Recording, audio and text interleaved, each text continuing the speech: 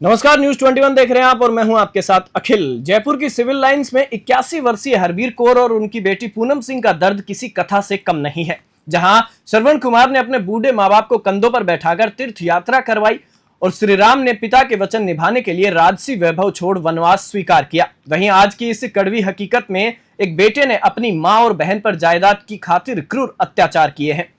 मुनिंदर सिंह ने फर्जी वसीयत बनाकर अपनी मां और बहन को घर से निकालने की साजिश रची, साथ ही मारपीट और जान से मारने की धमकियां भी दी।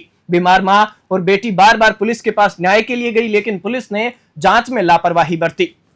मां बेटी की पीड़ा बढ़ती गई, पर पुलिस प्रशासन की बेरुखी ने उनकी उम्मीदों को तार तार कर दिया। 29 मई को जब मुनिंदर ने फिर से धमकी दी तो डर के मारे दोनों भाजपा प्रदेश अध्यक्ष मदन राठौड़ के पास न्याय की गुहार लेकर पहुंची। हालांकि आपको बता दें कि पूरा मामला कोर्ट में विचाराधीन है। यह कहानी केवल एक परिवार की नहीं, बल्कि समाज की उस कड़वी सच्चाई की है, जहां बुजुर्ग माँ बाप और बेटियों की सुरक्षा एक बड़े सवाल में तब्दील हो चुकी है। अब सवाल यह है, क्या कानून कभी जागेगा और पीड़ितों को वह सुरक्षा देगा जिसके वे हकदार हैं?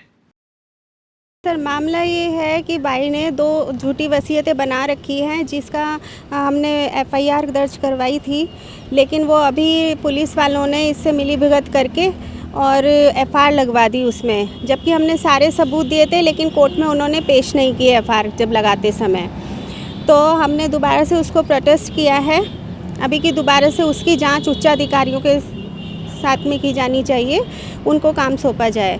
इसने 29 तारीख को भी हमारा घर का कैमरा तोड़ा, जो हमारे घर की सीढ़ियों पे लगा हुआ था, और आज सुबह इसने दूसरा कैमरा तोड़ा है। वो 2 कैमरे ऐसी जगह पे लगा हुआ था जहाँ पे ये वारदात कर सकता है और जो रिकॉर्ड हो सकती है।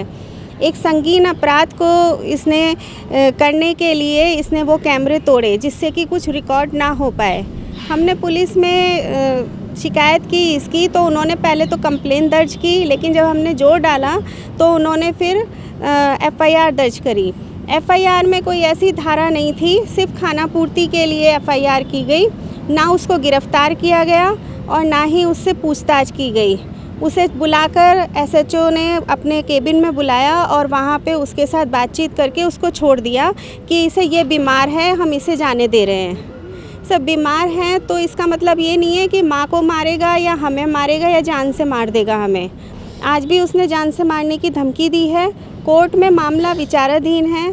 हाई कोर्ट ने इसकी याचिका खारिज कर दी है, जो इसने गिरफ्तार ना किया जाए उस पर लगाई थी, और हाई कोर्ट ने आदेश दिया था कि ये ऊपर नहीं आएगा। फिर भी ये ऊपर आके ये वारदात करता है, गालियाँ देता है, माँ को बोलता है तेरी अर्थी को कंधा कोई नहीं देगा, और ये बोलता है अपने बाप के यहाँ से लेके आई थी क्या, जा वहाँ से लेके आ और निकल मेरे घर से। इनको बोलता है, ऐसे ऐसे करके बोल रहा था कि निकल यहाँ से, भाग यहाँ से। ये प्रॉपर्टी मेरे पापा की बनाई हुई है, अभी भी उनके नाम पे चल रही है, और उनके बाद मेरी माँ की प्रॉपर्टी है ये। आपने प्रदेश अध्यक्ष से मिले भारतीय जनता पार्टी के, क्या उन्होंने कहा? उन्होंने कहा कि आपको इंसाफ मिलेगा और कार्रवाई ज़रूर होगी। माँ पर हाथ उठाना बहुत गलत बात है। उन्होंने दिगंत आनंद जी से भी बात की है। उनके पास हम 2-3 दिन पहले गए थे, तब कुछ नहीं हुआ था, लेकिन शायद अब हो, क्योंकि अब इन्होंने बोला है, अध्यक्ष जी ने, बीजेपी के जो अध्यक्ष जी हैं, उन्होंने बोला है उनको फ़ोन करके, तो अब शायद कुछ कार्रवाई हो, उम्मीद करते हैं। ये जो पूरा घटनाक्रम है ये कहाँ का है प्रॉपर? ये सिविल लाइन का है, 92 गौरव नगर सिविल लाइन हमारा घर है, वहाँ का है। आपका शुभ नाम? पूनम सिंह।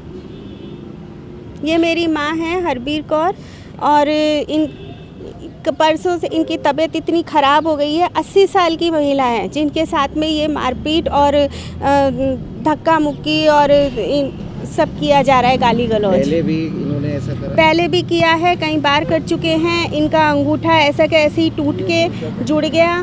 मेरी कमर